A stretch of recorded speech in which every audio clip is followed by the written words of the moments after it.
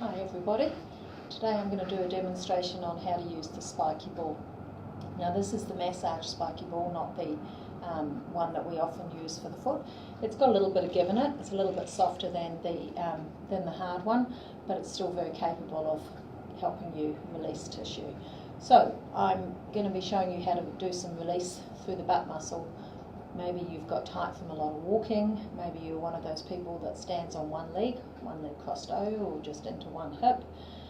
Maybe you've done a good hard workout, lunges, squats, whatever the reason. If you're aware that you've got tension in your butt cheeks, may even be a little bit tender, you may even have a palpable lump, this is a good exercise to release this. So we take the ball and you find the area that's quite sore. So for me it's actually reasonably high up in my glutes.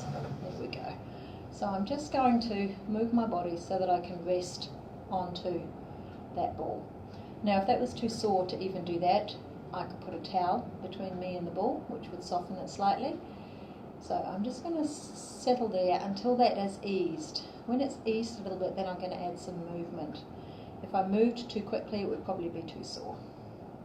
Okay, so now I'm just going to slide my knee up and down, and every time I come up I can feel it talking a little bit more into those tissues, but it's starting to release. There's a little bit of referral around my knee, which tells me I'm pretty close to my sciatic nerve.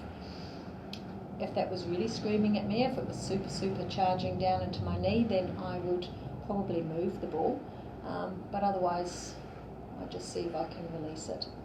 Okay, so I can roll my knee in and out. That also just fires up a little bit more through that area. So I'm looking for the movement that's going to talk the most to my butt cheek. Okay, that's not feeling too bad, so I'm going to just shift a little bit more. There we go. Yep, and then just sliding the knee again.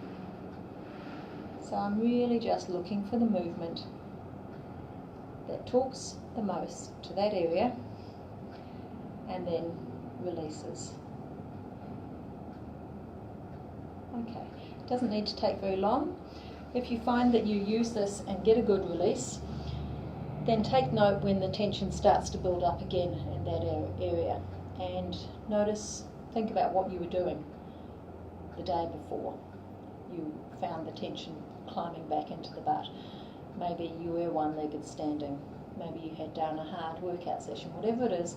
If you can educate yourself the reason why it builds up, then perhaps you can find better ways to stop it building up in the future. Okay, I hope you find that helpful. If you don't already have one of these, then they are available through me at Posture Works. Okay.